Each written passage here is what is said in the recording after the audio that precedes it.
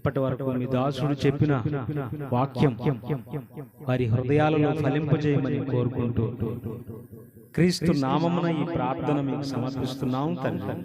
ఆమేన్. చాలా మంచి ఏర్పాట్లతో వీరరాఘపురంలో ఉన్నటువంటి క్రీస్తు సంఘం చేసిన ఈ మంచి సత్క్రియకై వందనాలు తెలియజేస్తూ ఈరోజు ఒక మంచి అంశాన్ని మీ అందరికీ తెలియజేయాలని ఇష్టపడుతున్నాను. చాలా మంది కష్టపడుతున్నారు. సంఘమంతా వడ్డిస్తూ మరొక వైపు దేవుని కార్యక్రమాల్లో పాల్గొంటూ ఘనంగా జరిగిస్తున్నటువంటి ఈ సభలో మనం కూడా గనులుగా ఎంచబడటకు అవసరమైన వాక్యం ఎక్కువ తగ్గించండి.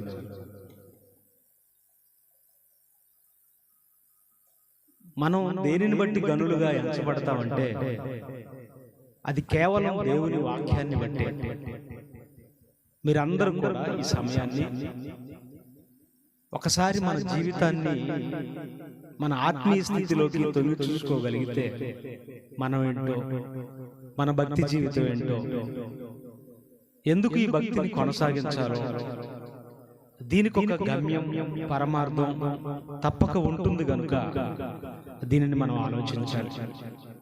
ఏదో ప్రతి సంవత్సరం మా సంఘం 2 రోజులు లేదా 3 రోజులు వాక్యం చెబుతున్నారు, దానికి నేను విరాళాలు ఇస్తున్నాను, రైస్ బ్యాగ్స్ ఇస్తున్నాను, కూరగాయలు ఇస్తున్నాను, మిగతా ఏర్పాట్లు నాకు చెయ్యండి అని సంతోషించడం ఒక ఎత్తు అయితే, ఈ కార్యక్రమం ద్వారా ఎంతమంది దేవుని తమ సొంత రక్షకునిగా స్వీకరించగలిగారు, ఎంతమంది మార్పు చెందారనేది చాలా ప్రాముఖ్యం.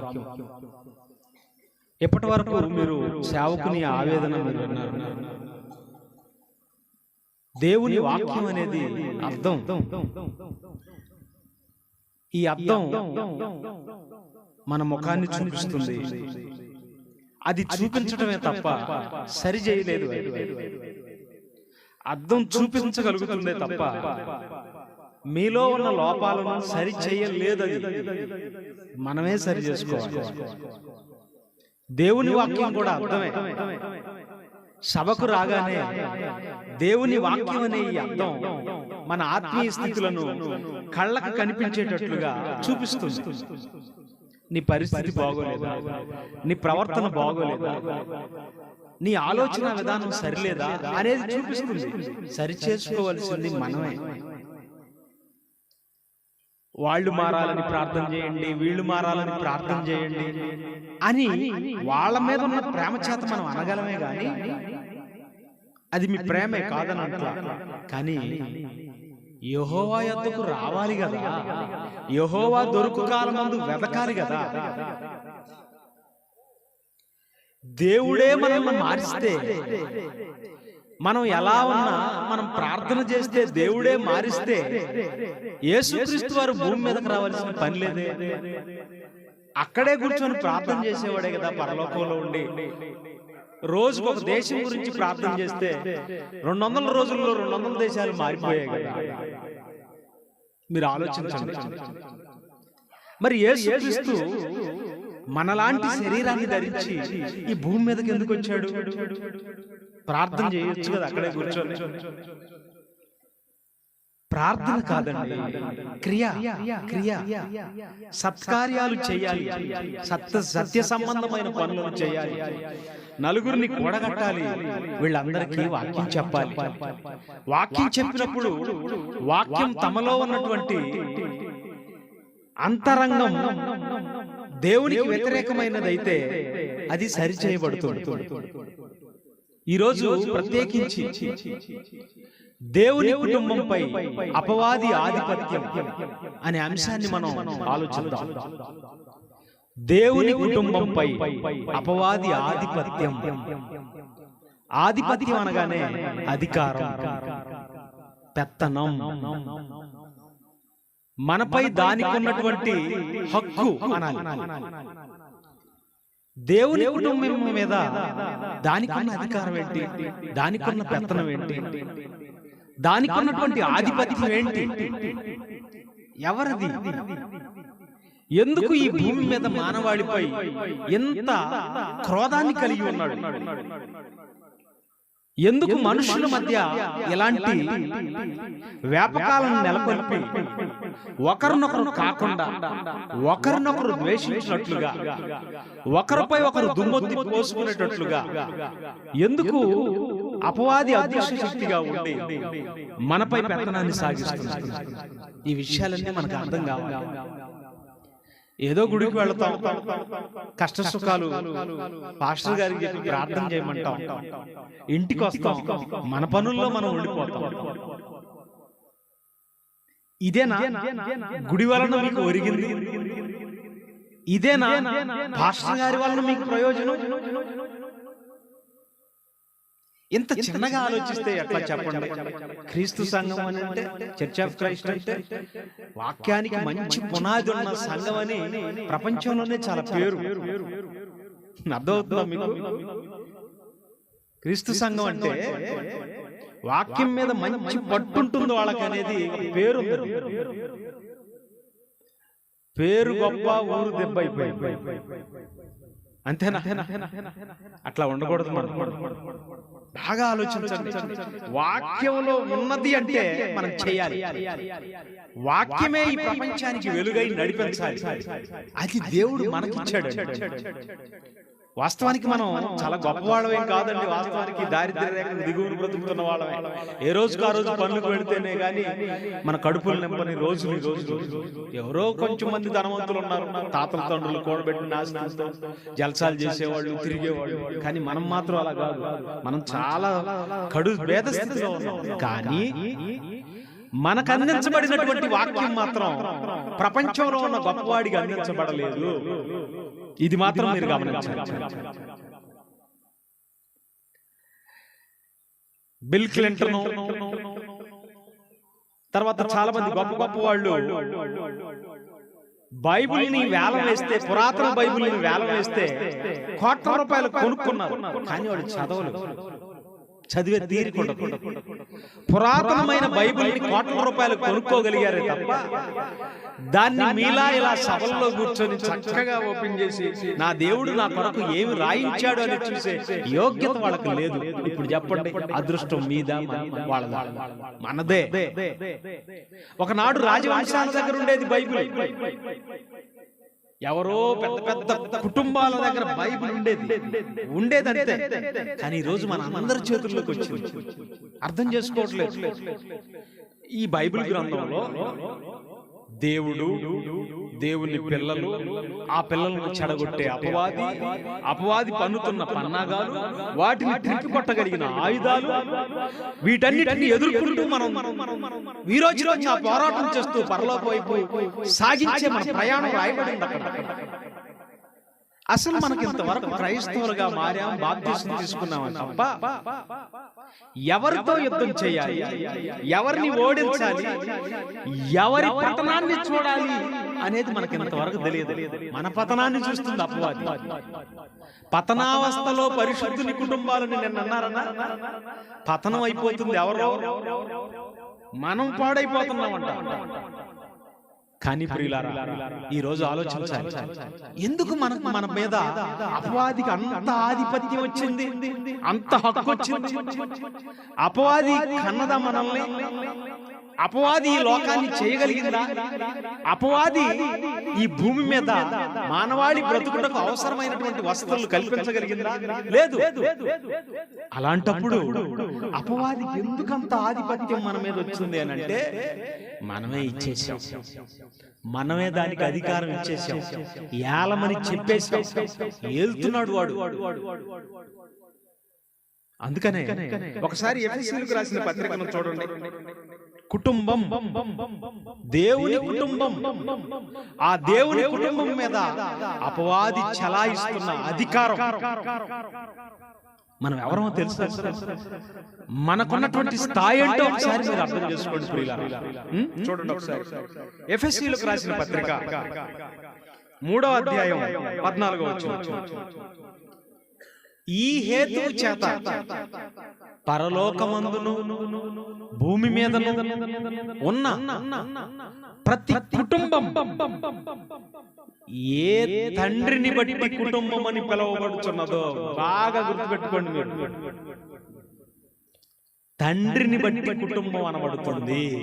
ఎవరి పిల్లలరా వీళ్ళు? ఎవరి పిల్లలరా అంటే ఖచ్చితంగా తండ్రి పేరు చెప్పాలి. కుటుంబం ఎవరిది? ఇప్పుడు వీరరాఘవపురంలో ఎన్ని కుటుంబాలు ఉన్నాయో ఈ కుటుంబాలన్నిటికీ ప్రతి కుటుంబానికి ఒక తండ్రి ఉంటాడు.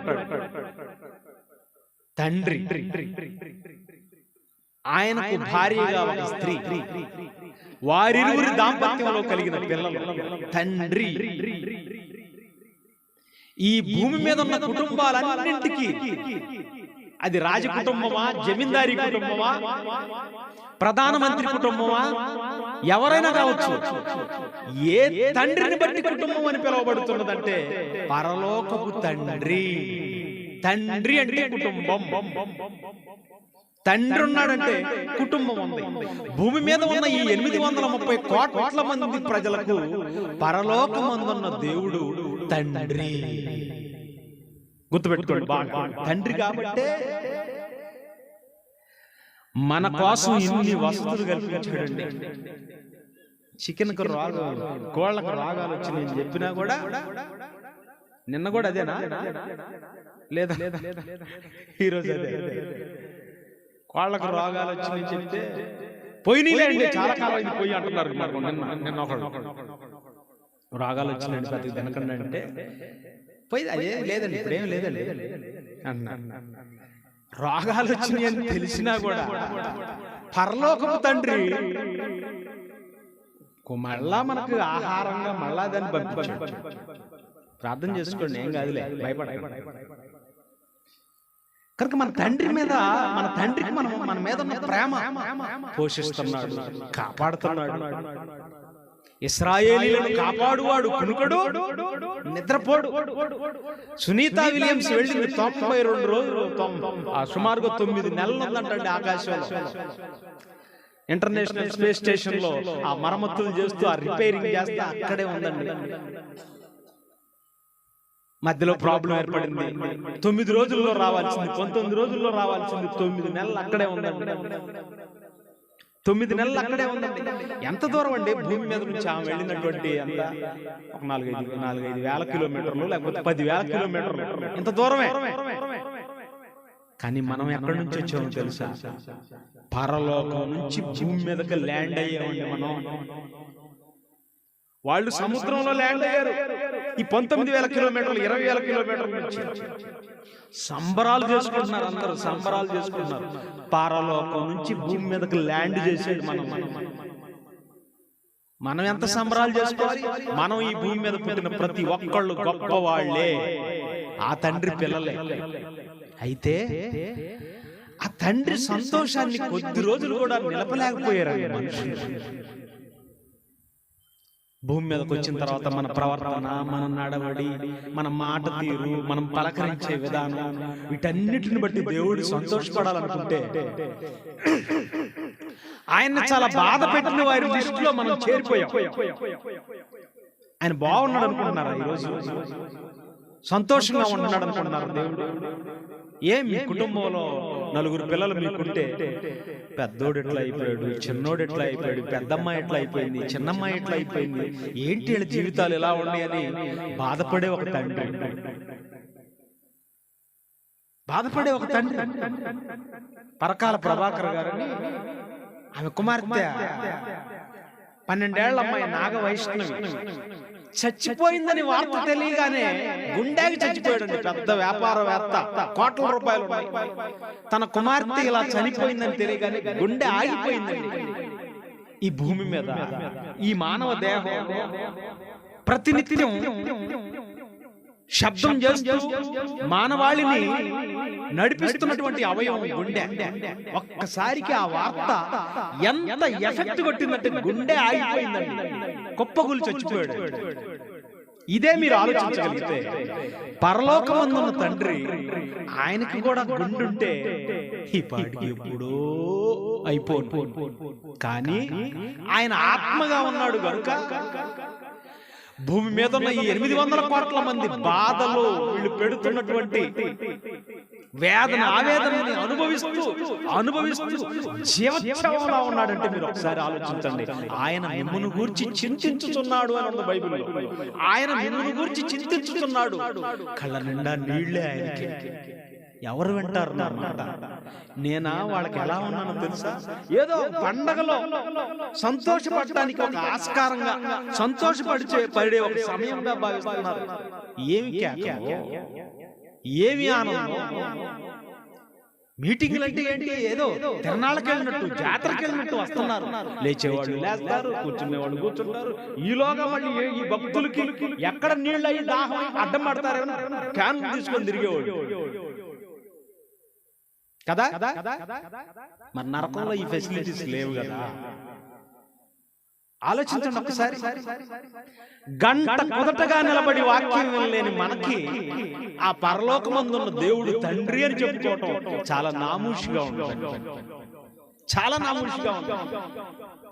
అన్ని పనులు సమకూర్చుకొని ఇంటి నుంచి ఇక్కడికి వచ్చారు కదా, కాసేపు దేవుని వాక్యం వినండి. దేవుడు ఎంత బాధపడుతున్నాడు మీరు చూడండి. ఆయన ఆవేదన మీకు అర్థం కావాలంటే ఆదిలోనే ఆయన్ని ఏడిపించారండి. ఆది కాండం చూడండి ఒకసారి. ఆయన కుటుంబం ఆయన్ని ఎంత బాధపడుతున్నారో చూడండి. ఆది కాండం 3వ అధ్యాయం 2వ వచనం. అది ఆ స్త్రీతో 3వ లైన్ చదవండి. ఆ స్త్రీతో, ఇది నిజమా? ఈ తోట చెట్లలో దేని ఫలములనైనను మీరు తినకూడదని దేవుడు చెప్పెనా? అపవాది వచ్చేసి ఇది నిజమా? ఈ తోట చెట్ల ఫలములలో దేన్నైనా తినొద్దని దేవుడు చెప్పాడా? ఇది నిజమేనా? నేను వింటున్నది నిజమేనా? చూడండి అపవాది ఎలా ప్రయోగించాడు. దేవుని కుటుంబంలోకి ఎంటర్ అయ్యి ఇది నిజమేనా, నేను వింటున్నది కరెక్టేనా అన్నాడు. వీళ్ళు అలా ఆశ్చర్యంగా అలా చూస్తున్నారు. ఈ తోట చెట్ల ఫలములలో దేనినైనా తినొద్దని చెప్పాడా? అబ్బో, చెప్పే ఉంటాడులే. చెప్పే ఉంటాడు. దేవుడు మీరు గొప్పవాళ్ళు అవ్వడం ఆయనకి ఇష్టం లేదు. మీరు దేవతల వలె ఉంటారు. చూసారా, ఎవడో ఒకడు చెప్పిన మాటను నమ్మారండి. నువ్వెవరవయ్యా, ఎందుకు వచ్చావు, మాతో నీకేం పని? మా నాన్నగారు, మా తండ్రి మమ్మల్ని ఇక్కడ పెద్ద తోట వేశాడు, మాకు ఏం లోటు లేకుండా చేశాడు కదా, నువ్వెవరవయ్యా, నీ మాట మేము ఎందుకు వినాలి అనే ప్రశ్నలు లేవండి. లేవు.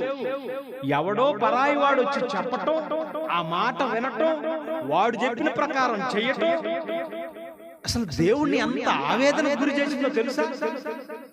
ఇక దేవుడండి ఎంత ఆవేదన తండ్రికి.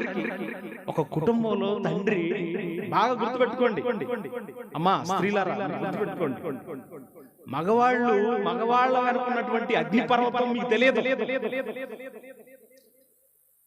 వాళ్ళు ఎలా ఆలోచిస్తారనంటే,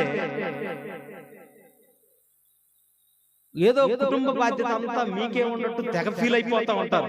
ఆ డాక్రా ఇచ్చేవాడు కూడా మీకే, ఏది ఇచ్చినా మీకే ఇస్తారు, ఏదో పొదుపులాగా. మరి పురుషుడికి బాధ్యత లేదనుకుంటున్నారా? అది కనిపించని అగ్ని పర్వతం. అవును, ఎంత బాధ్యత కలిగి ఉంటారంటే, ఏ రోజు కూడా కన్నీళ్లు పెట్టుకున్నట్లు మీకు కనపడ్డం పడక తడిచిపోద్ది.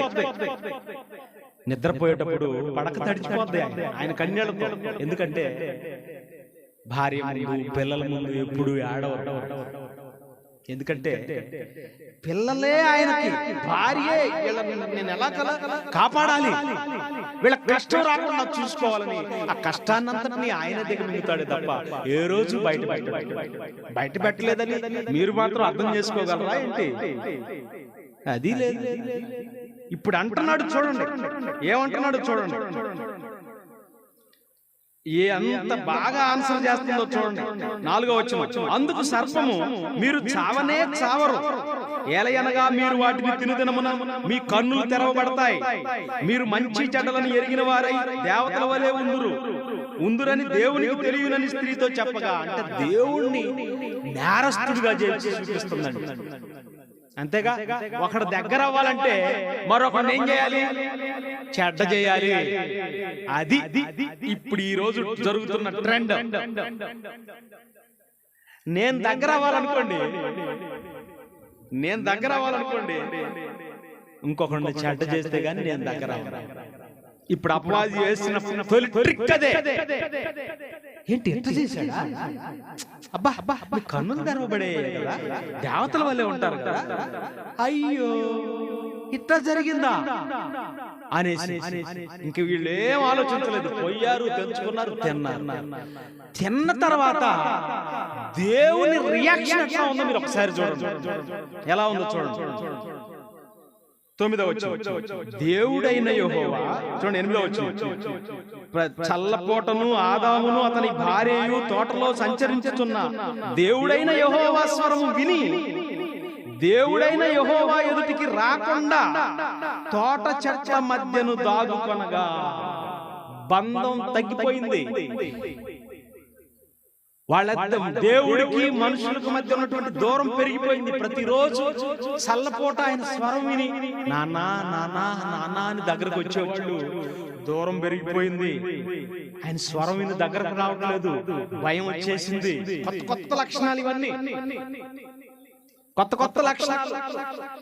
అమ్మాయి గాని అబ్బాయి గాని చిన్నప్పుడు అమ్మ అమ్మ అమ్మ అమ్మ అమ్మ కొమ్ము పట్టుకొని తిరిగే రోజులు పోయాయి. నానా అనేది పోయింది. ఇప్పుడు కొత్తగా ఒంటరిగా ఉంటాం నేర్చుకున్నాడు, ఫోన్ వదిలిపెట్టట్లేదు. అంటే కొత్త పరిచయం ఏదో అసలు విషయం. చూసారా, దూరం పెరిగిపోయింది. దేవుడికి మనిషికి దూరం పెరిగిపోయింది, భయం వచ్చేసింది.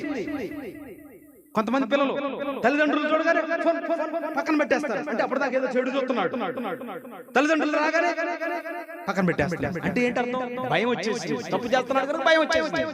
వీళ్ళు కూడా అంతే, భయపడి దాక్కున్నారట.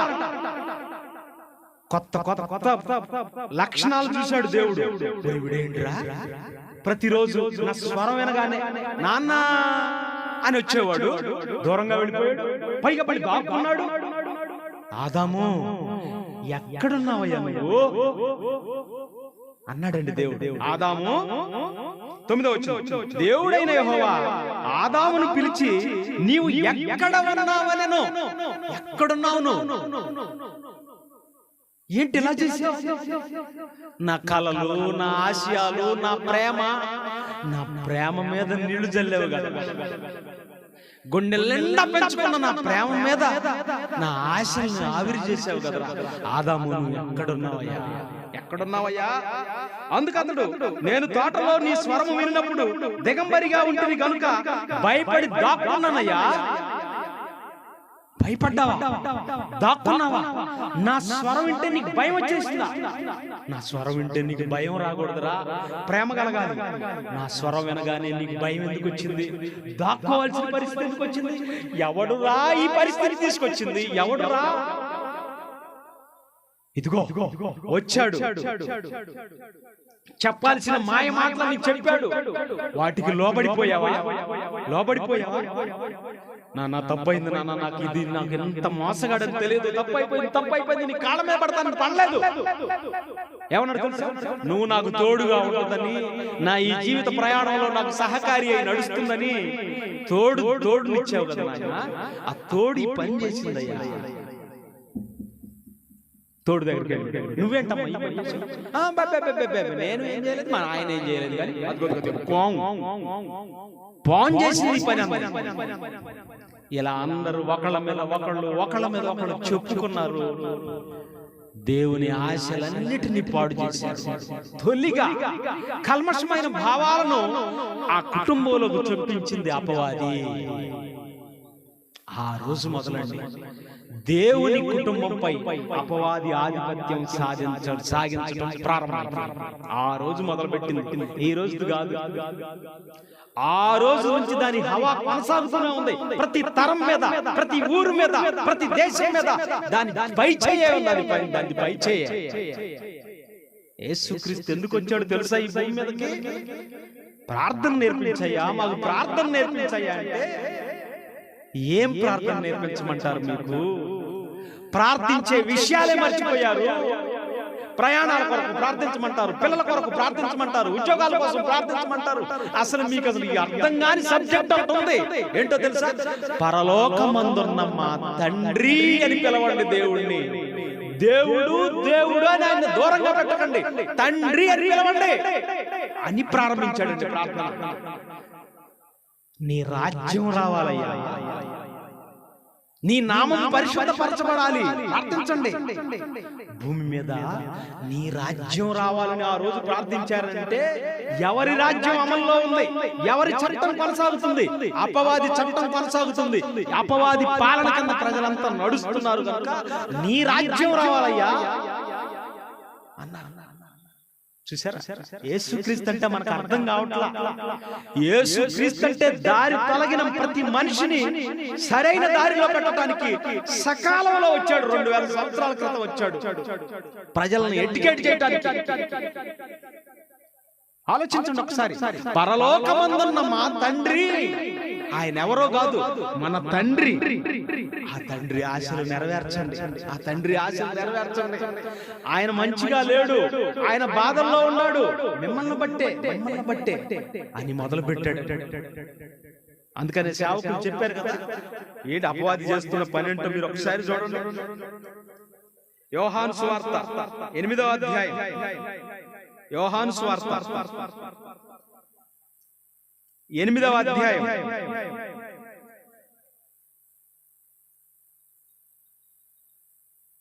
43వ వచనం. మీరేలా నా మాటలు గ్రహింపకున్నారు? యేసుక్రీస్తు అంటున్నాడు, మీరెందుకమ్మా నా మాటలు గ్రహించలేకపోతున్నారు? కొంతమంది చూడండి, తల్లిదండ్రులు చెబుతూ ఉంటారమ్మా, ఆ అబ్బాయి నీకు తగినోడు కాదమ్మా, మేము తెలుసుకున్నాం, అన్ని అబ్బాయి సంగతి అంతా తెలుసుకున్నాం, నీకు తగినోడు కాదమ్మా. అర్థం కాదు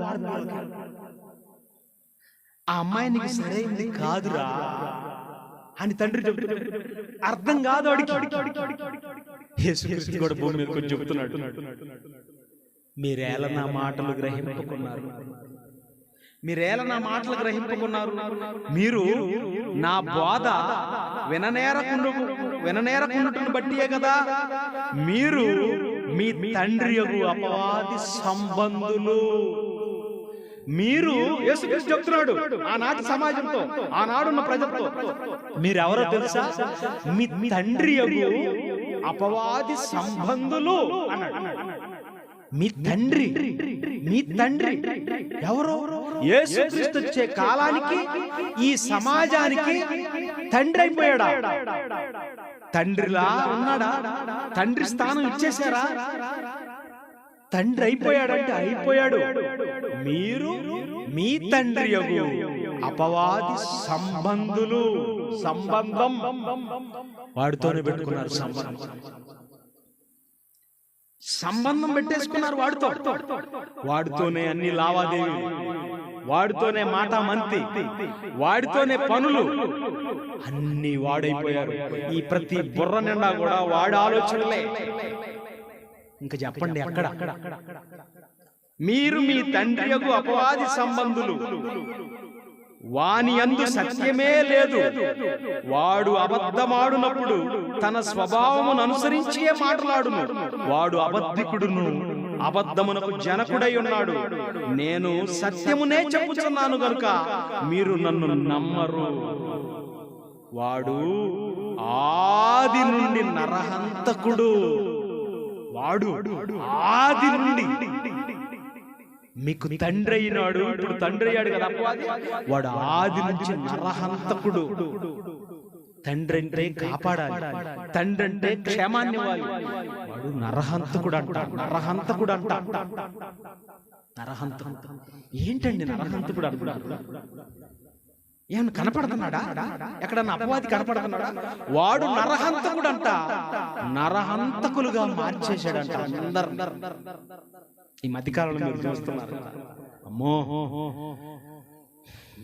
గుండెలు నీరైపోతున్నాయి వార్తలు వింటుంటే. ఏం చేస్తాం? తప్పట్ల. మన క్రైస్తవులుగా భారం లేదు. స్వార్థను ప్రకటించాలి, వాక్యం చెప్పాలి, ప్రతి మనిషి మెదడును వెలిగించాలి అనే భారం లేదు. చూసి ఆడవటం తప్ప ఏం చేయలేం. పిల్లల్ని హోలీ నాడు, హోలీ పండుగ 2 బకెట్లో, బాత్రూంలో 2 బకెట్లకు నీళ్ళని నింపి పిల్లల కాళ్ళు చేతులు కట్టేశాడండి, తాళతో కట్టేశాడు. చిన్న చిన్న పిల్లలండి. మా అబ్బాయి వచ్చి వాక్యం చెప్పాడు కదా, వాడికి 10 సంవత్సరాలు. కానీ ఆ పిల్లలు ఇంకా 7, 6 సంవత్సరాలండి పిల్లలు, 2 పిల్లలు. ఉద్యోగస్తుడు ONGCలో చేస్తున్నాడు, oil and natural gases corporation. మంచి జాబ్, చదువుకున్న తల్లిదండ్రులు, మంచి ఇల్లు, సొంత ఇల్లు. వాడు అంటండి, నా పిల్లలు ఈ ప్రపంచంతో పోటీ పడలేకపోతున్నారు. ఏంటి పోటీ? ఎవరితో పోటీ? ఎవరు పెట్టారు ఈ పోటీ? 6 ఏళ్ళోడికి 7 ఏళ్ళోడంట ప్రపంచంతో పోటీ పడలేకపోతున్నారట. ఏంటి ప్రపంచంతో పోటీ పడటం అంటే? ప్రపంచంతో పోటీ పడలేకపోతున్నారు నా పిల్లలు. ఏంటి పోటీ? ఎవరు పెట్టారు పోటీ? పోటీ ఎవరు పెట్టారంటే చదువు, చదువు, చదువు, చదువు, ఉద్యోగం, ఉద్యోగం, ఉద్యోగం, సంపాదన, సంపాదన. 12 ఏళ్లకే డిగ్రీ, 12 ఏళ్లకే కలెక్టర్ అని, ఇవన్నీ IIT అని, ఆ చదువులని, ఈ చదువులని. పిల్లలకి అపవాది ఏం చేశాడు తెలుసా? చదువుల్లో అదేంటో తెలుసా? బైబిల్ దాన్ని ఏముందో తెలుసా? దయ్యాల జ్ఞానం అంది. దయ్యాల జ్ఞానం అంది. దయ్యాల జ్ఞానం అండి. బ్రతుకు జ్ఞానం లేదు, దేవుని కోసం బ్రతికించే జ్ఞానం లేదు. దయ్యాల జ్ఞానం అది. 7, 6 సంవత్సరాలు ప్రపంచంతో పోటీ పడలేకపోతున్నారని కాళ్ళు చేతులు, బిడ్డలిద్దరు కాళ్ళు చేతులు కట్టేసి బకెట్లలో నేలను నింపి ఆ 2 తలకాయలను తీసుకెళ్లి ఆ నేలలో పెట్టి వాళ్ళ ప్రాణం పోయేంత వరకు అలాగే ఉంచాడండి క్రూరుడు. వాళ్ళ ప్రాణం పోయేంత వరకు అలాగే అదిం పట్టి ఆ బకెట్లో వచ్చి విలవిల విలవిల విలవిల విలవిల విలవిల కుట్టుకుంటుంటే కషాయుడండి. తండ్రి అయిపోయింది మీరు అనుకుంటున్నారు, కానీ ఆ తండ్రికి తండ్రి ఎవడు తెలుసా? అపవాది. వాడు ఆది నుండి నరహంతకుడు. దేవుని కుటుంబాన్ని చూసారా ఎట్లా లేపేస్తున్నాడో? ప్రపంచంతో పోటీ పడలేకపోతున్నారని ముక్కుపచ్చలారనిచ్చినటువంటి బిడ్డలను చంపాడు. తర్వాత వాడు వెళ్ళి చచ్చిపోయాడు. ఇట్లా ఎంతమంది? అది కాకినాడ. ఇంకొకటి రామచంద్రపురంలో బిడ్డలిద్దరిని స్కూల్ నుంచి ఒక ½ an hour ముందుకు తీసుకెళ్లి నేలల్లో నెట్టి పడేసాడండి. అప్పులు ఉన్నాయంట, 2 కోట్ల రూపాయలు అప్పులు ఉంటే తీర్చు, చేసావుగా తీర్చు, ధైర్యంగా తీర్చు. బిడ్డలు ఏం చేశారు? పిరికోళ్ళు, అపవాది.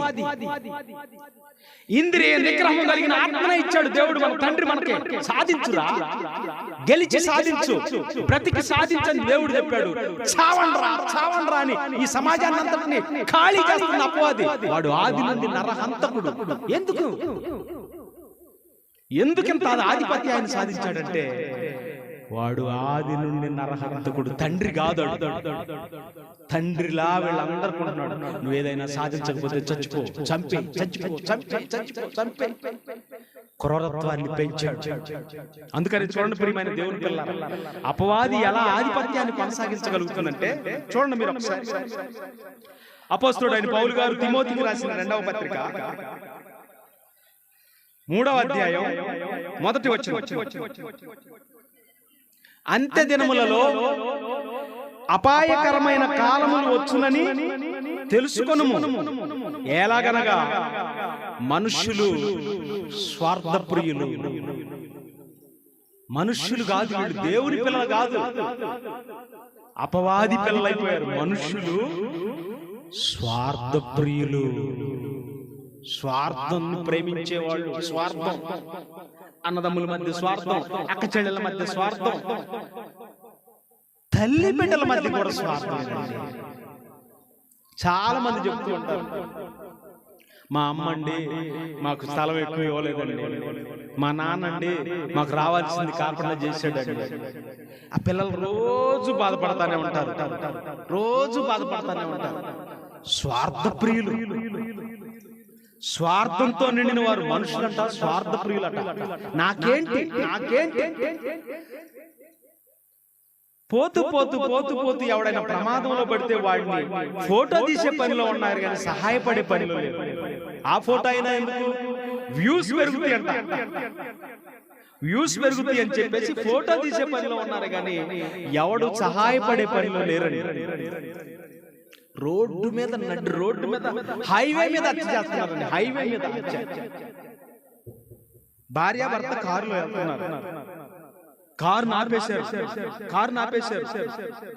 భార్య భయపడుతూ బయటకు వచ్చేసింది, కారులో ఉంచి పొడి చేస్తున్నాడండి, పొడి చేస్తున్నాడు.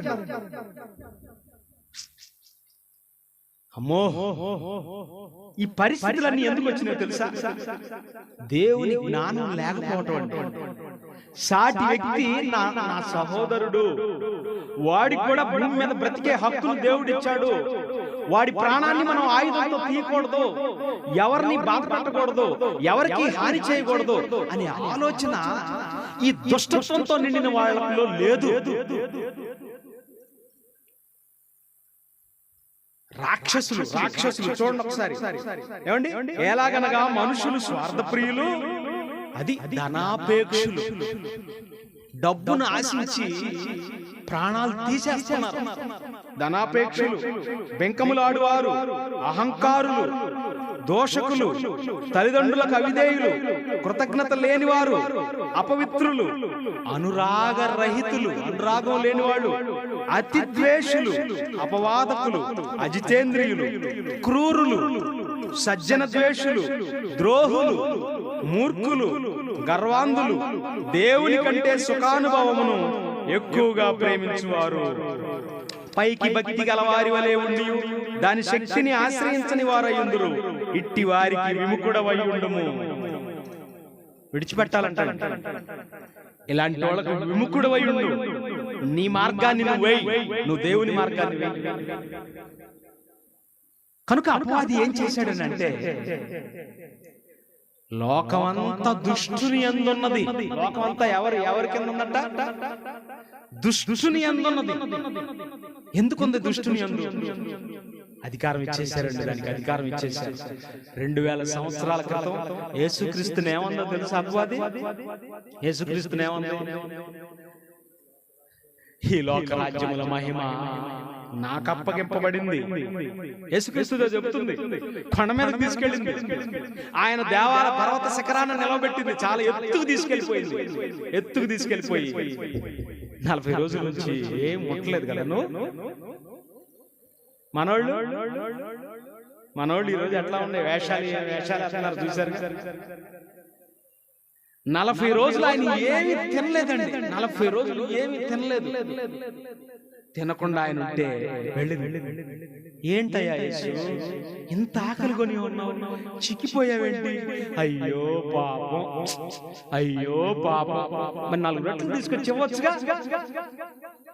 అయ్యో పాపం. లోకంలో ఉన్న దుష్టుల సంబంధులంతా ఎట్లా ఉంటారు తెలుసా? అయ్యో పాపం, అయ్యో పాపం అనేవాళ్ళే తప్ప చారిడి సహాయం చేసే మనస్తత్వం ఉండదండి, గుర్తుపెట్టుకోండి. అయ్యో అయ్యో అనగానే ఆయన మహాత్ముడు అనుకోకండి, పెద్ద దొంగ. అందరూ అలాంటి వాళ్ళేనండి. ఎవ్వడికి ఎంగిలి చేతితో కాకిని విసరనోళ్ళు వీళ్ళంతా. అయ్యో పాపం అని ఆ పాదంతో సరిపెట్టుకొని ఇంటికి వచ్చేవాళ్ళు. యేసుక్రీస్తు కూడా అదే అంటుంది, అయ్యో ఏంటయ్యా ఈ లోకాన్ని కాపాడటానికి వచ్చావా? వస్తే నీకేం దక్కింది చెప్పు. ఇదిగో 40 రోజుల నుంచి కృషించిపోతున్నావు, ఈ రాళ్ళు రొట్టెలు చేసుకొని తినరాదు? సలహా, ఉచిత సలహా, ఈ రాళ్ళు రొట్టెలు చేసుకొని తినరాదు అని చెప్పింది. అప్పుడు ఆయన, మనుషుడు రొట్టె వలన మాత్రం కాదు గాని దేవుని నోట నుండి వచ్చి ప్రతి మాట వలన జీవిస్తాడు. రొట్టెతో బ్రతుకుతున్నాం, రొట్టె వల్లనే మేము బ్రతుకుతున్నాం. అన్నం లేకపోతే ఎట్లా బ్రతుకుతావరా? చదువుకోపోతే ఎట్లా బ్రతుకుతావరా? చదువుకోపోతే ఎట్లా బ్రతుకుతావరా? ఏం చేస్తావరా? కార్ షెడ్ లేపుతా నిన్ను. మెకానిక్ అది పని కాదా? అది మెకానిక్ పని కాదా? కార్లు బాగు చేయటం పని కాదా? భూమిని సేద్యం చేయటం పని కాదా? మరి ఏం పని చేయాలి? ఏం పని చేయాలి? ఏసీ కింద కూర్చోవాలి, కొండ జబ్బు వచ్చి సావాలి. ఏసీ కింద చేసేదే పని, అదే చదువు. ఎంత దౌర్భాగ్యపు ఆలోచనలు అండి, ఎంత దౌర్భాగ్యపు ఆలోచనలు. వాడి ఇంట్రెస్ట్ దేంట్లో ఉందో పోనీయాలి, ఏ పని చేయగలుగుతాడు. అప్పుడు ఏం చెప్పాడు తెలుసా? మనుషుడు రొట్టె వలన మాత్రము కాదు గాని దేవుని నోట నుండి వచ్చి ప్రతి మాట వలన జీవిస్తాడు అన్నాడు. మీరేమనుకుంటున్నారు? అన్నం తినాలంటే పంట పండాలి, పంట పండాలంటే వ్యవసాయ పరిజ్ఞానం ఉండాలి, వ్యవసాయ పరిజ్ఞానంలో మంచి మంచి మందులు వాడాలి. ఎకరానికి 60 బస్తా విత్తనాలు విత్తితే 30 బస్తాలు రావాలి. ఇది పరిజ్ఞానం అనుకుంటున్నారు. దీనికి వ్యవసాయ రంగం, శాస్త్రవేత్తలు అన్నారు కదా. ఆయన ఏమంటున్నాడు తెలుసా? దేవుని నోట వలన, మాట వలన జీవిస్తాడు అన్నాడు. ఎట్లా? ఈ సృష్టి ఎలా కలిగింది? దేవుని మాట వలన కలిగింది. అందులో భూమి ఎలా కలిగింది? దేవుని మాట వలనే కలిగింది. ఆ మాట ఏమంది? నువ్వు పండాలి అన్నాడు. ఎవరిని? భూమిని. నువ్వు పండాలి, నా పిల్లల కోసం పండాలి, నా పిల్లల ఆకలి తీర్చాలి అన్నాడు. ఆ రోజు నుంచి ఈ రోజు వరకు ఆయన చెప్పిన మాటను బట్టి పండుతూనే ఉంది. అంటే భూమిని పండించింది దేవుని మాట. పండమని చెప్పాడు కనుక పండుతుంది. చంద్రుల్లో పండమని, చంద్రుడిని పండమని చెప్పలేదు కనుక పండట్లేదు. చౌడు నేలది, పండించలేము అక్కడ. దీన్ని పండమని చెప్పాడు కనుక పండుతుంది. అంటే ఆయన నోటి మాట భూమిని పండమని చెప్పి పచ్చటి మొలకలు వచ్చి శాఖోపశాఖలుగా ఎదిగి వెన్నులు, ఒరిగింతలు వచ్చాయి. అదే మన బ్రతుకుని, మన కడుపు నింపి మనల్ని బ్రతికిస్తుంది. టోటల్ గా దేవుని వాక్యమే మనల్ని బ్రతికిస్తుందని సమాధానం చెప్పాడు. అమ్మయ్యా, అంత ఆకల్లో నువ్వు నేనున్నావు అనుకో. ఇప్పుడేముంది? కొంచెం లేట్ అయిందంటే ఇంకెవరో ఒకళ్ళు వస్తారయ్యా, భోజనం టైం అవుతుందయ్యా కానీ అంటారు పాపం. అందుకనే మా బ్రదర్స్ ఏం చేసేది తెలుసా? షుగర్ పేషెంట్ ముందుగా తినండి అని చెప్పారు. హాయిగా వాళ్ళు శుభ్రంగా తినేసి కూర్చున్నారు. సంతోషం. ఓకేనా? అంటే అపవాది ఏం చేసింది? యేసుక్రీస్తు దగ్గరకు వచ్చి ఆహారాన్ని ఎరగా చూపించింది. ఈ లోకములో ఉన్నదంతయు శరీరాశ, శరీరానికి ఆశ ఉంది. ఆహారం, శరీరాశ, నేత్రాశ, జీవపుడం మరలా తీసుకెళ్ళింది. కొండ మీదకి తీసుకెళ్ళిపోయింది. కొండ మీదకి తీసుకెళ్ళి ఇదిగో చూడు, ఇదిగో చూడు, ఈ భూమి ఎంత అనుకున్నావు? కోటి. అది ఎంత అనుకున్నావు? 2 కోట్లు. రోడ్డు పక్కన ప్లేస్ అని చెప్పింది. అప్పుడు ఈ రంగుల ప్రపంచాన్ని చూసి నువ్వేం చేయాల్సిన పని లేదు. ఒక్కసారి ఎవరు లేరు ఇక్కడ, ఎవరో దగ్గర నీకు అవమానం రాదు. ఒక్కసారి నా కాళ్ళ మీద పడిలే, అంతే పడిలే, ఇదంతా నీకే ఇచ్చేస్తా అంది. అప్పుడు అన్నాడు తెలుసా? ఆహా, నేను 2వ రాకడలో వచ్చే సమయానికి ఈ భూమి ఉండదు, దీనికోసం నేను నీ కాళ్ళు మొక్కాలా? అబ్బా, భలే ఉందా నీ పని. అందుకేం చేశాడు తెలుసా? ఆ రోజు నుంచి ఇంకా కక్ష పట్టాడు. కొండ మీద నా కాళ్ళు మొక్కమంటే మొక్కవా? కొండ మీద నా కాళ్ళు మొక్కమంటే మొక్కవా? నువ్వు నన్ను నమస్కరించలేదు గనుక, నువ్వు ఎవరినైతే నీ తండ్రి పిల్లల్ని కాపాడటానికి ఇక్కడికి వచ్చావో వాళ్ళందరినీ కొండెక్కిస్తా చూడు అన్నాడు. ఏమన్నా అక్కడ అనలేదు, దాని మనసు అది. నువ్వు ఏ కొండ మీద అయితే నా కాళ్ళు మొక్కలేదో ఆ కొండ మీదకి నీ వాళ్ళందరినీ కొండెక్కిస్తా, అక్కడ మొక్కిస్తా అని గుణదలు పెట్టేసి ఎక్కుతున్నారు. గుణదలు పెట్టేసి అన్ని కొండలెక్కిస్తున్నాయి. క్రైస్తవులను కొండలెక్కిస్తుంది. ఎక్కడికి పడితే ఏదో పంపిస్తుంది. ఎక్కడికి పడితే అక్కడ కొండలెక్కిచ్చేస్తుంది. కొండ మీద నా కాళ్ళు పట్టుకోమంటే పట్టుకోలేదు కదా, నీ వాళ్ళందరినీ కొండెక్కిస్తా, అక్కడ చేపిస్తా, గుండు గుడ్డు పంపిస్తా. ఏ గుండు? ఏ గుండిది? గుణదల గుండు. గుణదల గుండిది అంటే ఏంటి అర్థం? నన్నగా గుండు కొట్టి పదరా పదరా కిందకి పోరా అంటే ఏంటి అర్థం? అప్పుడు దాకా జలపాలు వేసుకొని అనేవాడిని, నెమ్మదిగా గుండు కొట్టి ఈ గుండు నాదే అంటే, ఈ గుండు అంటే ఏంటి? ఈ గుండులో ఉన్న ఆలోచనలన్నీ నాయే కదా, పైకి పిలిచింది గుండు కొట్టి కిందకి. ఇది మన గుండ్లు. చాలా గుండ్లు ఉన్నాయి, అన్ని గుండులను ఆక్రమించేసి. చూసారా ఏమనుకున్నారు? ఆడ మగ పిల్ల జల్ల తేడా లేకుండా ఆడోళ్ళు షాంపుతో స్నానం చేసేటప్పుడు 2 ఎంట్రులు అంటే ఐక్యరాజ్య సమితి సమస్యలాగా ఫీల్ అవుతారు. అట్లాంటి వాడిని కూడా గుండు, ఆడవాళ్ళకు కూడా గుండు కొట్టుకొని ఏంటనుకున్నా, భక్తి పేరిట అట్లా చేసి కిందకు పంపించేస్తుంది. నున్నగా గుండు కొట్టి, ఈ గుండులో ఉన్న ఆలోచనలన్నీ నాయరా, పదరా బా, పదరా బిడ్డ, పదరా బిడ్డ, పదరా బిడ్డ, కిందకి పదరా, పైకి వచ్చి నా దగ్గరకు రా, కిందకెళ్ళి నా పనులే చేయని పంపిస్తుంది. వాడు ఆది నుండి నరహంతకుడు. ఆధిపత్యం వెళ్ళిపోయింది. ఇప్పుడు ఏం చేస్తున్నాడు? ఇప్పుడు నిజంగా చెప్పాలంటే దేవుని కుటుంబం ఏంటి? సంఘం దేవుని కుటుంబం. యేసుక్రీస్తు వచ్చాడు, తన ప్రాణాన్ని ఇచ్చాడు. తన ప్రాణం ఇచ్చి మనల్ని క్రీస్తునందు విశ్వసించిన మనల్ని కుటుంబంగా చేశాడు. కుటుంబంగా చేస్తే ఈ కుటుంబం అయినా సరిగా తగలబడిందా? ఈ కుటుంబం అయినా సరిగా తగలబడిందా? సంఘాల్లోకి వచ్చిన వాళ్ళన్నా బాగుండారా? లోకంలో నుంచి సంఘంలోకి వచ్చిన వాళ్ళన్నా బాగున్నారా? అబ్బో, వీళ్ళ గురించి చెప్పాల్సిన పని లేదు. సంఘ పెద్దల ఎలక్షన్ జరుగుతున్నాయి మా ఊర్లో. బయట పోలీసు గారు ఉన్నాడు కర్ర పట్టుకొని. పోలీసు ఎందుకు? బయట పోలీసు ఎందుకు? సంఘ పెద్దల ఎలక్షన్ జరుగుతుంది లోపల, బయట పోలీసు కర్ర పెట్టుకొని ఎందుకు ఉండాలి? తన్నుకుంటున్నారు లోపల. సంఘ పెద్ద అంటే 22, 26 లక్షణాలు ఉన్నాయి. ముక్కోపై ఉండకూడదు, పాపం ఎక్కువ ఉండకూడదు, స్వేచ్ఛానుసారుడై ఉండకూడదు. సంఘంలో ఒక్కొక్కడు వాడి మాట జల్లలేదనుకో, ముఖం ఎట్ట పెడతాడంటే చచ్చిన కప్ప పెట్టినట్టు పెడతాడు. నిజమండి. అస్సలు సంఘంలోకి వచ్చిన తర్వాత పసిపిల్లోడు లాగా ఉండాలి. వాడు ఏదైనా ఆలోచన చెప్పాడు అనుకో, కాస్త ఆలోచిద్దామని అన్నారనుకో, మొహం ఇటు తిప్పుతాడు, అడు తిప్పుతాడు.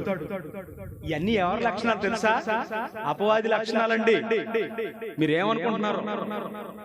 బయట పోలీసు ఉన్నాడు, ఎందుకంటే లోపల తన్నుకుంటున్నారు కానీ పోలీసు ఉన్నాడు. ముఖ్యపై ఉండకూడదు, స్వేచ్ఛానుసారుడై ఉండకూడదు, భక్తి కలిగిన వాడై ఉండాలి. చాలా లక్షణాలు ఉన్నాయి. ప్రియమైన దేవుని పిల్లలారా, అంటే సంఘాల్లో కూడా ఎలాంటి పరిస్థితులు అంటే, సంఘాల్లో కూడా ఇది దేవుని కుటుంబం రా బాబు అనుకుంటుంటే ఎక్కడ కూడా చిచ్చు పెట్టింది. ఏం చిచ్చు పెట్టిందో చూద్దాం. మన మధ్య ఐక్యతను దెబ్బతీసింది. వాడు ఆధిపత్యం సాధించాలంటే మన మధ్య ఉన్న ఐక్యతను దెబ్బతీయాలి. ఐక్యత. చిన్నప్పుడు ఒక తండ్రి పిలిచాడు, 4 కొడుకులు, ఒక్కొక్క పొల్ల ఇచ్చాడు. ఒక్కొక్క పొల్ల ఒక్కొక్క కొడుకు. విరవండ్రా ఏముందని టప ఇరిచేశాడు డాడీ అన్న. ఆ పొల్లలన్నీ 10 పొల్లలు కలిపి ఇరవమన్నాడు. ఎవరు ఇరవలేకపోతున్నారు. అప్పుడు చెప్పాడు, ఒరే మీరు ఒంటరిగా ఉంటే మిమ్మల్ని ఎవడైనా విరిచేస్తాడరా, అన్ని కలిసి ఉంటే ఎవరు మిమ్మల్ని విరవలేరురా, కలిసి ఉంటారా అని పాఠం చెప్పాడు. దేవుడు కూడా అదే చెప్పాడు. లోకంలో ఉండి చీకటిలో నుండి ఆశ్చర్యకరమైన దేవుని వెలుగులోకి వచ్చారు కదా, సంఘంలోకి వచ్చారు కదా, ఎక్కడికొచ్చి కూడా మీరు సరిలేరు ఏంటని ఎన్ని జాగ్రత్తలు చెబుతున్నాడు. చూడండి ఒకసారి ఎఫెసీయులకు రాసిన పత్రిక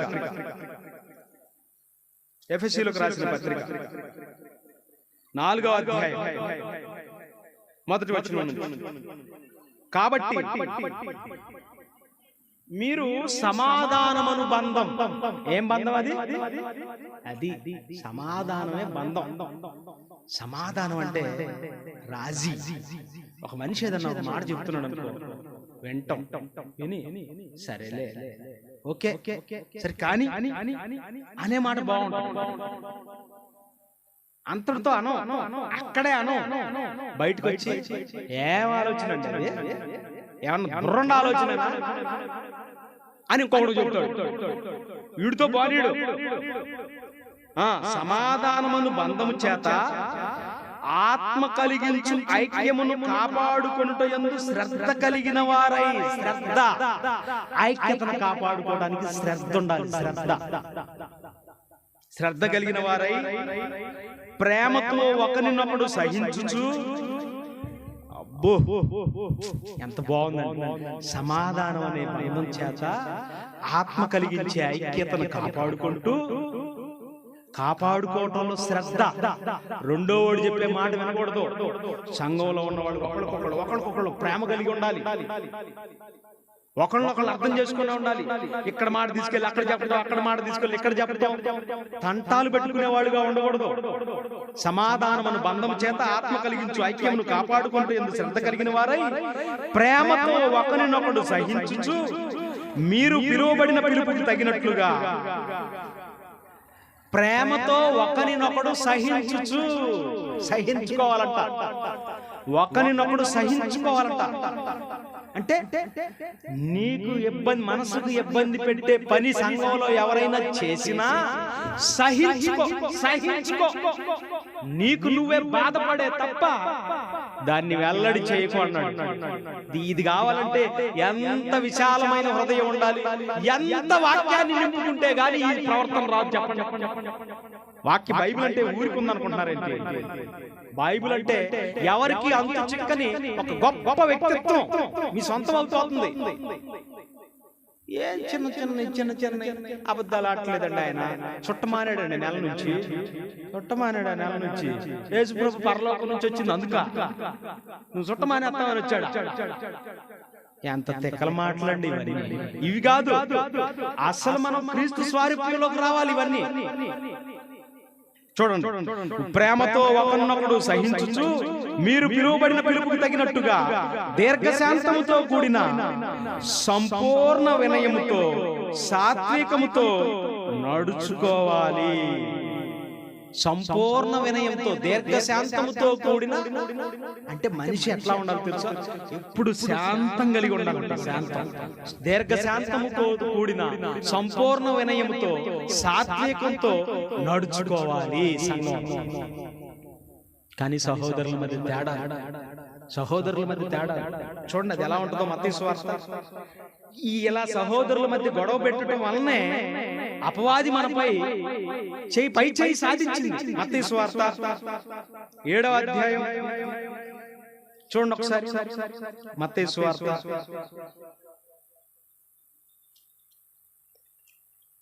క్షమించండి, మత్తయి సువార్త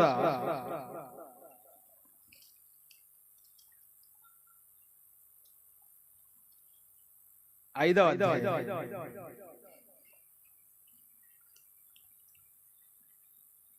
మత్తయి సువార్త 5వ అధ్యాయం 21వ వచనం. నరహత్య చేయవద్దు, నరహత్య చేయువాడు విమర్శకు లోనగునని పూర్వీకులతో చెప్పబడిన మాట మీరు విన్నారు కదా. నేను మీతో చెప్పినదేమనగా తన సహోదరుని మీద కోపపడు ప్రతివాడు విమర్శకు లోనగును, తన సహోదరుని చూచి వ్యర్థుడా అని చెప్పువాడు మహాసభకు లోనగును, ద్రోహి అని చెప్పువాడు నరకాగ్నికి లోనగును. ఎన్ని మాటలు చూడండి. వ్యర్థుడా, ద్రోహి, వ్యర్థుడా, ద్రోహి అన్నా కూడా నరకాగ్నికి వెళ్ళిపోతారట. సహోదరుని ద్వేషించువాడే నరహంతకుడు అంట. వాడు ఆది నుండి నరహంతకుడు. మేమేం చేయట్లేదండి హత్యలు, అన్ని వార్తల్లోనే చూస్తున్నాం తప్ప మేమేం చేయట్లేదండి. అంటే మనం చేసే హత్యలకు ఎవరు చేయట్లేదండి. మనం క్రైస్తవులుగా మనం చేసే హత్యలో, దేవుడికి తెలిసిన అన్ని హత్యలో ఇంకెవరు చేయట్లా. మనం ఏంటంటే సహోదరుల మీద ఎప్పుడు ద్వేషంతోనే ఉంటా ఉంటాం.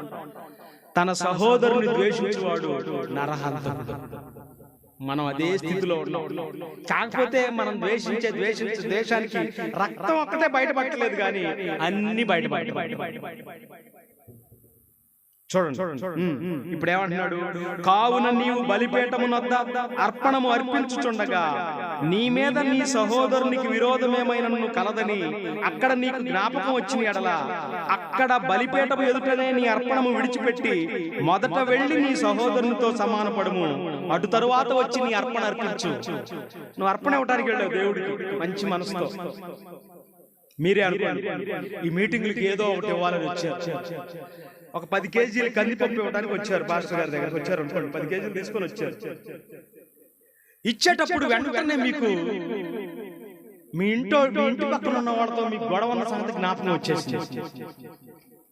అప్పుడు పాస్టర్ గారి దగ్గర 10 కేజీలు మూట పెట్టేసి వెంటనే ఇంటికి వెళ్ళి మీ సహోదరుడితో, అరే బాబు, అయ్యా నేను నీ పట్ల తప్పు చేశానయ్యా, నన్ను క్షమించయ్యా అని అతనితో సమాధాన పడి మళ్ళా పాస్టర్ గారి దగ్గరకు వచ్చి అర్పణ అర్పించమన్నాడు. ఫస్ట్ నువ్వు చేయాల్సింది ఏంటో తెలుసా? ముందు నీ సహోదరునితో సమాధాన పడు, అక్కడికి వెళ్ళు. నాకు అర్పణని ముందు తీసుకొని వచ్చావు, ఇది పక్కన పెట్టు, ఆ పని చేసుకొని ఇక్కడికి రామన్నాడు. ఆలోచించండి. అక్కడ అర్పణ విడిచిపెట్టి నీ సహోదరునితో వెళ్ళి సమాధాన పడు అడు.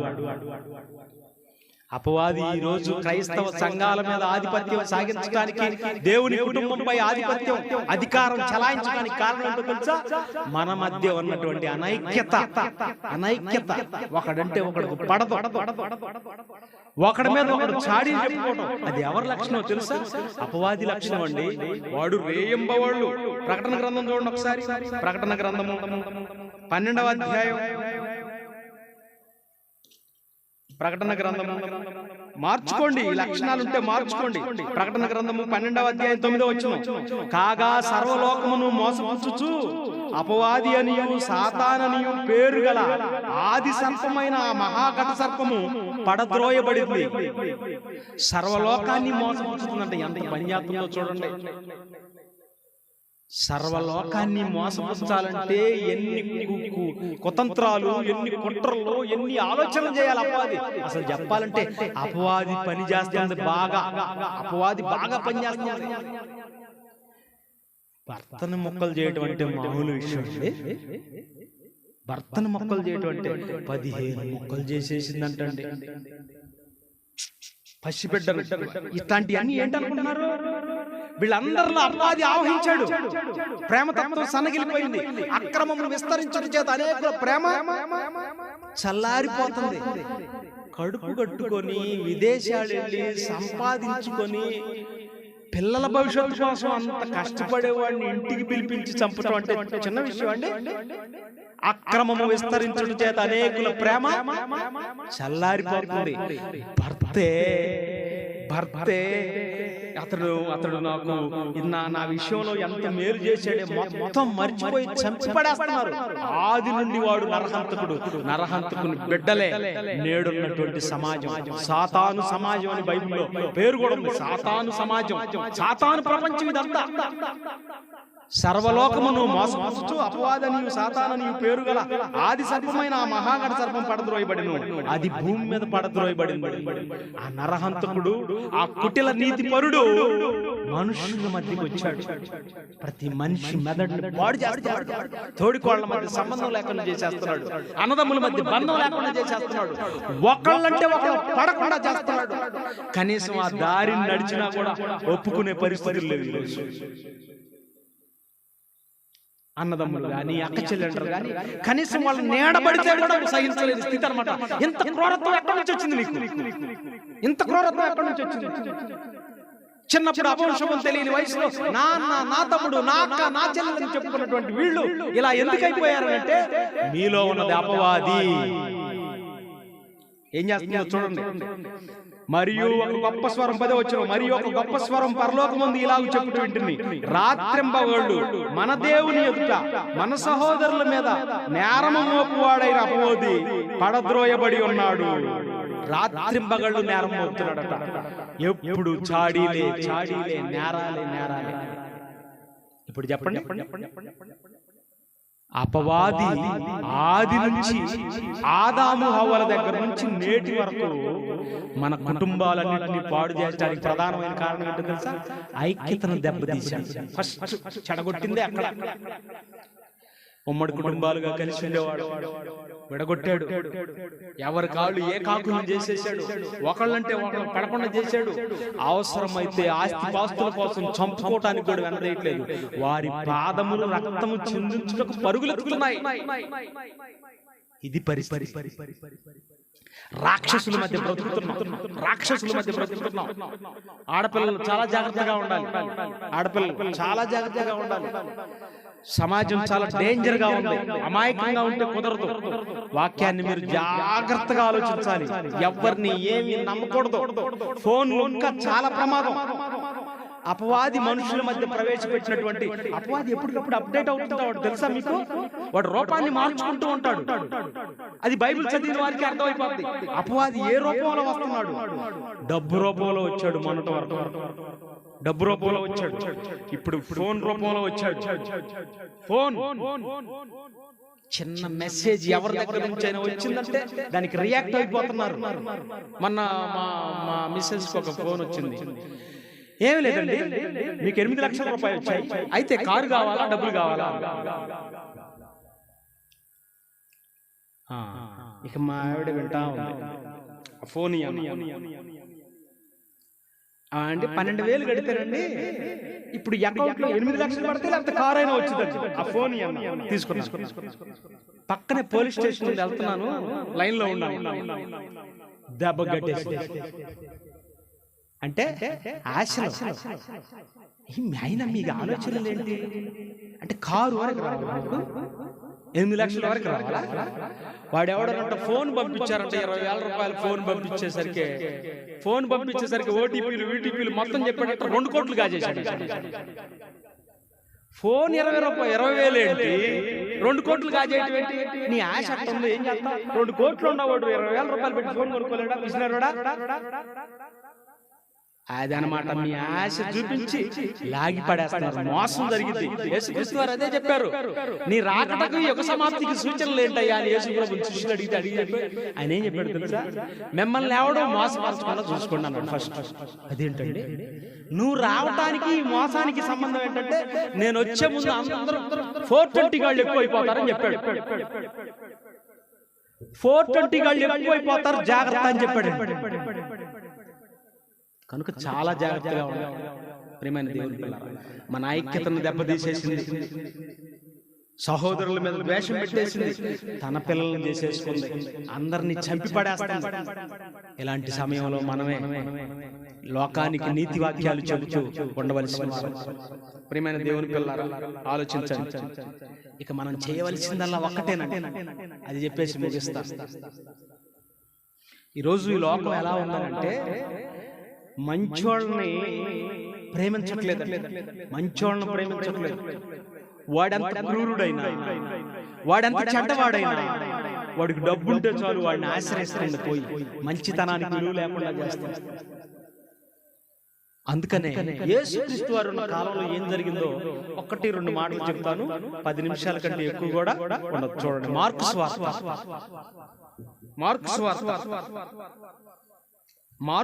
3వ అధ్యాయం. మార్కు సువార్త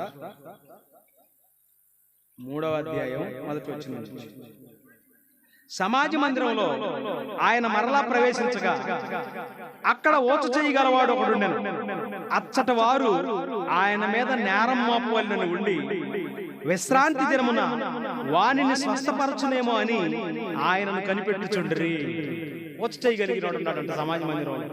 యేసుక్రీస్తు వెళ్ళినప్పుడు ఆయన పరిస్థితి చూసి బాగు చేద్దాం అనుకుంటున్నాడు. అప్పుడు ఆయన నీవు లేచి మధ్యను నిలువమని ఓచ చేయగల వారితో చెప్పి వారిని చూచి విశ్రాంతి దినమున మేలు చేయుట ధర్మమా కీడు చేయుట ధర్మమా అని అడిగాడు. ఆ మనిషిని నిలబెట్టి మేలు చేయటం ధర్మమా కీడు చేయటం ధర్మమా అని అడిగాడు. బాగోనోడికి మేలు చేయటం ధర్మమా కాదా? ధర్మమే. కానీ వాళ్ళు ఆ రోజు చెప్పలేదంటండి. వారు ఊరకుండ్రి సైలెంట్ గా ఉన్నారు. విశ్రాంతి రోజున మేలు చేయటం ధర్మమైన పని, కీడు చేయటం ధర్మమా? ఆ పక్షవాయువు కలిగిన వాడు, ఆ ఓచ చేయగలిగిన వాడిని నేను అలాగే విడిచిపెట్టి వెళ్ళిపోవటం బెటరా, లేకపోతే అతన్ని బాగు చేయటం మంచిదా అని అడిగితే వాళ్ళు ఊరకున్నారంట, సైలెంట్ గా ఉన్నారంటండి. సైలెంట్ గా ఉన్నారంట. ఎందుకు సైలెంట్ గా ఉన్నారు? ఏది మంచో ఏది చెడో తెలియకున్నారా? తెలియక కాదు. ఈయనకి ఇది మంచి అని చెప్పి మనం సపోర్ట్ చేస్తే ఈయనకు మనం సపోర్ట్ చేసిన వాళ్ళం అవుతాం. ఈయనకు మనం సపోర్ట్ చేయకుండా, మంచికి సపోర్ట్ చేయకుండా నోరు మూసుకొని కూర్చుంటే సరిపోయింది కదా అని అన్నారు. ఈ లోకం కూడా ఎలాంటిదో తెలుసా? మంచికి కనీసం నోరు విప్పి ఒక మాట మద్దతు కూడా తెలపని దుస్థితి ఉందన్నమాట. మద్దతు కనీసం నోటి మాట కూడా చెప్పలేని పరిస్థితి. అపవాది లక్షణం అండి ఇదంతా.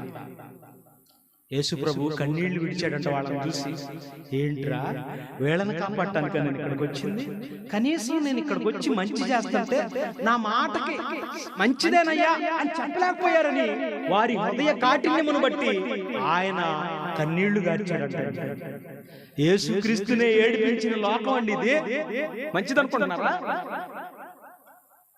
పోనీ ఆయన రక్తం చేత కడగబడి వచ్చిన మనం మాత్రం మంచోడమా? ఎంత ఏడిపిస్తా ఉంటాం సేవకుల్ని, బాగా ఏడిపిస్తా ఉంటాం, చాలా ఏడిపిస్తా ఉంటాం. మీకు తెలిసేటట్టు ఏడుతారు సేవకులు, చాలా ఏడిపిస్తా ఉంటారు. ఎన్ని మంచి వాక్యాలు పాస్టర్ గారు నిజంగా గద్దిస్తున్నాడంటే దాని అర్థం ఏంటో తెలుసా? ప్రేమ అని అర్థం. భర్త బాగా కోపడుతున్నాడంటే దాని అర్థం ఏంటంటే తెలుసా? అంత ప్రేమ కలిగిన వాడు అని అర్థం. ప్రేమ లేనివాడు కోపడదు ప్రతిదానికి అంటా. ప్రేమ ఉందంటే అదొక బాధ్యత అన్నమాట. తప్పు చేసినప్పుడు వెంటనే చెప్పేస్తాడు, కోపడతాడు.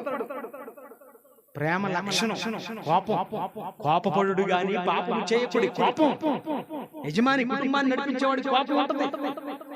యేసుక్రీస్తునట ఊరకున్నారట ఏమీ చెప్పకుండా. అప్పుడు యేసుక్రీస్తు కన్నీళ్లు విడిచాడట. ఆయన మళ్ళీ సిలువుకి వెళ్ళాడు. సిలువుకి వెళ్ళినప్పుడు ఏం చేస్తున్నారు చూడండి. లోకాసు వార్త 23వ అధ్యాయం చూడండి ఒకసారి. లోకాసు వార్త 23వ అధ్యాయం. ఉదయాన్నే తీసుకెళ్లిపోయారంటండి సిలువు శిక్షకి. చూడండి 15వ వచనం, 23వ అధ్యాయం 15వ వచనం. హేరోదు అతన్ని మా యొద్దకు తిరిగి పంపెను కదా, ఇదిగో మరణమునకు తగినదేది ఇతడు చేయలేదు, కాబట్టి నేను అతన్ని శిక్షించి విడుదల చేయనని వారితో చెప్పగా వారందరూ వీనిని చంపివేసి మాకు బరబ్బను విడుదల చేయమని ఏకగ్రీవంగా కేకలు వేసేసారంట. కేకలు. తర్వాత 23వ వచనం. అయితే వారు ఒకే పట్టుగా పెద్ద కేకలు వేసి వీనిని సిలువ వేయమని అడుగగా వారి కేకలే గెలిచెను. ఒకనాడు సమాజంలో ఉండి మంచి చేస్తుంటే నువ్వు చేసేది మంచేనయ్యా అని చెప్పలేదు. ఈ రోజు అదే మంచిని చంపడానికి కేకలు వేసి మరీ చంపమంటున్నారంట. చూడండి, చెడుకు కేకలు వేసి మద్దతు తెలియజేస్తున్నారు, మంచికి మాట చెప్పి మద్దతు తెలియజేయలేకపోతున్నారు. చూడండి ఎలాంటి సమాజం ఈ సమాజం. అందుకనే యోహాను గారు పత్రికను రాస్తే ఏమన్నా తెలుసా? ఈ లోకములో ఉన్న వాటినైనా ప్రేమించొద్దురా నాయనా. నా ప్రభు కన్నీళ్లు చూసింది లోకం. ఆయన చేసే మంచి పనికి మంచిదేనయ్యా అని చెప్పలేకపోయింది లోకం. చివరికి ఆయన ప్రాణం తీయడానికి కేకలు వేశారు ఈ లోకం. అలాంటి లోకాన్ని మీరు ప్రేమించేది? అలాంటి లోకమునైనను లోకములో ఉన్న వాటినైనా ప్రేమించొద్దు. ఈ లోకం ఆయన్ని ద్వేషించింది. ఎందుకు ద్వేషించిందంటే వీళ్ళంతా అపవాది కుటుంబీకులుగా మారిపోయారు, అపవాది ఉద్దేశాలు నెరవేరుస్తున్నారు. లోకం అంతా కూడా దేవుడి మార్గంలో నడవటం లేదు, అపవాది మార్గంలో నడుస్తుంది. కనుక దేవుని కుటుంబంపై అపవాది ఆధిపత్యం ఎలా ఉంది? సహోదరుల మధ్య బంధాలను చెడగొట్టి కపటోపాయాలు కల్పించి నేరారోపణ చేస్తూ ఐక్యతను చిన్నాభిన్నం చేసింది, ప్రేమ లేకుండా చేసింది, ప్రేమ లేని పరిస్థితులు కల్పించింది. ఇప్పుడు మనం ఏం చేయాలి? క్రైస్తవులుగా మనం ఒకటే చేయాలి, ఎవరికి మనం అప్పు ఉండకూడదండి. ఏ అప్పు? ఎవరి దగ్గర ఏం తీసుకున్నారు ఇచ్చేసేయండి, ఇచ్చేసేయండి, ఇచ్చేసేయండి, ఇచ్చేసేయండి. ఎక్కడ మీ మీద లోపం తెచ్చుకోకండి. ఎవడికి ఏమి ఇవ్వాలో మొత్తం ఇచ్చేసేయండి. ఒక ప్రేమించే విషయంలో మాత్రమే మనం అప్పు ఉండాలి. ప్రేమ ప్రేమ ఒకరినొకడు ప్రేమించే విషయంలో మాత్రమే ఇతరులకు అచ్చి ఉండవద్దు. ప్రేమించాలి, ప్రేమించాలి, ప్రేమించాలి. కనుక ప్రేమ మీద దెబ్బ కొట్టింది, ఐక్యత మీద దెబ్బ కొట్టింది. ఇవన్నీ మనకు దూరం చేసి అపవాదికి మనమే అవకాశం ఇచ్చాం. ఒకనాడు యేసుక్రీస్తు ఇవ్వలేదు, నమస్కారం చేయడానికి కూడా ఇష్టపడలా యేసుక్రీస్తు.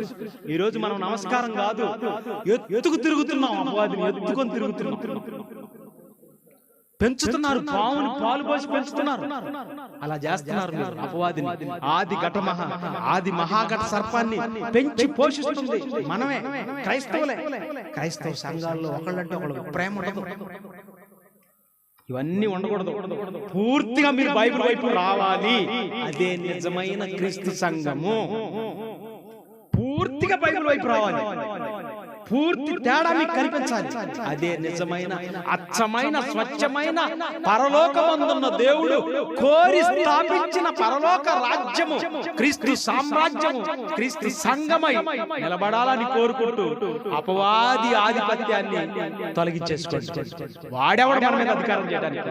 మన తండ్రి మనకు బ్రతుకునిచ్చి ఇక్కడికి పంపించి ప్రేమతో మెలగరా, ప్రేమతో బ్రతకరా, ప్రేమించరా, అందరినీ పరలోకం వైపు మళ్ళించరా అని చెప్తే అందరూ నరకానికి వెళ్ళిపోతున్నారు కదా. ఎవడి మాటలు విని, ఎవడి కుయ్యలకు లొంగి ఒకసారి ఆలోచించండి, మంచి నిర్ణయం తీసుకోండి. ప్రార్థన చేసుకోండి. ప్రేమ కలిగిన మా తండ్రి, మీకు వందనాలు నాయనా. చాలా సమయం పాటు మా పిల్లలు విన్నారు వాక్యం నాయనా. ఈ 2 రోజులు సభలో మీ పిల్లలకు పరిపూర్ణమైన వాక్యాన్ని చెప్పినట్టు కాదు, కానీ జస్ట్ వాళ్ళకి ఆలోచన కలిగించడానికే ఈ మాటలు. దేవుని వద్దకు వాళ్లే రావాలి, వారి ప్రవర్తన వారే సరి చేసుకోవాలి. వాక్యం అనే ఈ అర్థం ద్వారా వారి బ్రతుకులో ఉన్నటువంటి వైఫల్యాలను చూపించగలిగేవి తప్ప సరిచేసేది మేం కాదు. వాళ్ళకై వాళ్ళు వాక్యం అనే అర్థంలో చూసుకొని తమ ప్రవర్తనను సరిదిద్దుకొని మీ ప్రియకుమారుడైన యేసుక్రీస్తు వారి సమకూర్చిన కుటుంబంగా, మిమ్మల్ని ఆనందింపజేసే కుటుంబంగా భూమి మీద వర్ధిల్లే భాగ్యం దయచేయండి. సంఘమంతా కష్టపడి చేసినటువంటి ఏర్పాట్లను బట్టి వారికి ఉన్నటువంటి ఆ మంచి ప్రేమ భావాన్ని వర్ధిల్లజేయమని కోరుకుంటూ సంఘమును నడిపిస్తూ ఎంతో బాధ్యతతో కాస్తున్నటువంటి మీ దాసునికి తోడుగా ఉండండి.